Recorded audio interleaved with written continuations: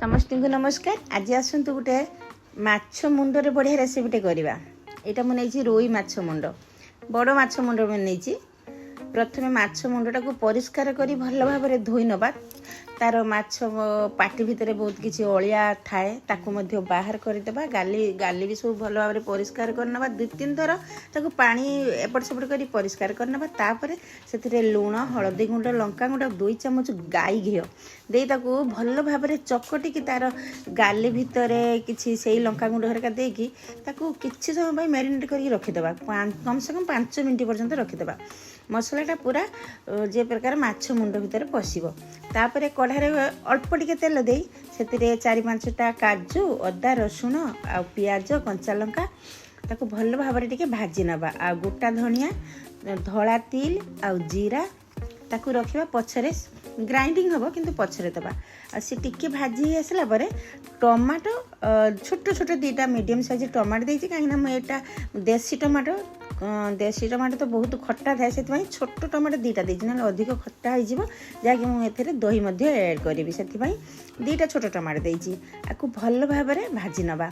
हाँ टिके लुण भी दे देबा। कारण लुण देदेले हमर टमाटोटा स्मूथ हो जिवो। लुण दे अल्प समय पर ढांकी देबा से भल भाव में हो जिबा पर्यंत। तापरे आ गोटे कढ़ारे से जो कढ़ाटा आम भाजी से कढ़ाटा को अल्प टिके पानी दे कढ़ाटा को भल भाव में परिष्कार करके धोई नवा। कारण से कढ़ारे ही मते पूरा रेसिपीटा बनवार अच्छी। आ गरम पानीटा मोर तरकारी देवी से पानी गरमटा भी हो गला कढ़ाटा सफा होगला। तापर से कढ़ाटा को बसई कढ़ाटा टिके गरम हो गला 2 पोला तेल देवी जे कि से माछ मुंडा भजा जीव। से अनुपात में मुझे 2 पोला सोरिष तेल देछि। आपन चाहे रिफाइन तेल यूज करें किंतु मुझे सोरिष तेल मु सब नॉन भेज रे सोरिष तेल ही यूज करे। ये मु माछ मुंडा देदेली। हाँ माछ मुंडा दे सारा गैस को स्लो करके रखिए। आ कम से कम 5 ରୁ 10 मिनट पर्यंत माछ मुंड को भाजबे। ताको एपट सेपट कर 4 पट जाक भल भाव में भाजबे जे पर्यंत माछटा भल भाव में माछ मुंडटा सिझीजिव। आ भांगीबनी किंतु सिझीब। गैस को स्लो करथिबे। हाँ सोरिष तेलर टिके लुण मध्य देइथिबे। देखंतु माछ मुंडटा मोर लाल हो जाइछि आ भल भाव में भजा होइछि। आकु चाहिले मध्य एमिति भी खाई परिबे किंतु मु आकु मसाला ग्रेवी देइकि टिके सकसकिया रकम करिवि। एटी माछ मुंडटा मोर हो गला। से जो तेलटा बळिछि से तेलटा को फकड़ी भी नहीं।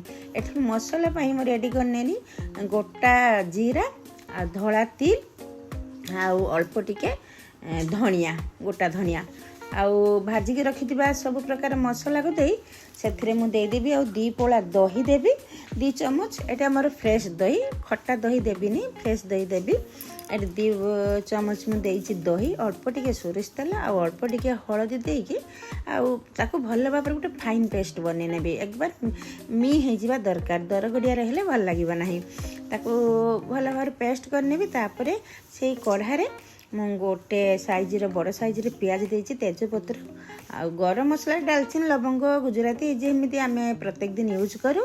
आ तापर मु देइछि रेड चिली पाउडर आउ मु घरे बनै के रखिदिबा मोर गोटे मिक्स मसला दे सारा पर मुझे मसलाटा ग्राइंडिंग करके रखीदेली ताको सब देदेली।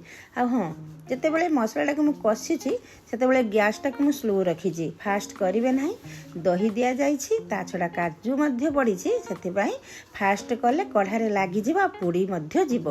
हाँ बारंबार मसलाटा को एपट सेपट कर कषुवे नहले काजू दिखाई जेहेतु कढ़ारे ऑब्वियसली लगिज आ पोड़ी स्मेल टिके अलग स्मेल आसो।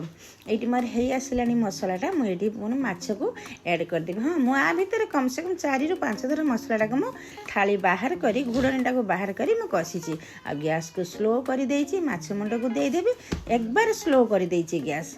आ तापर देखंतु मसला मध्य मोर हो गलानी। आ सब मसला मध्य माछ ऑब्जर्व कर नहीं सारी कह एमती नुहे जे माछ मुंड को भांगीदेले ता भितर कंचालिया थी केबे भी नुहे। से अधिक समय मु गैस को स्लो करके ମୁଁ ମାଛ ମୁଣ୍ଡକୁ ମସଲାରେ ଭାଜିଛି।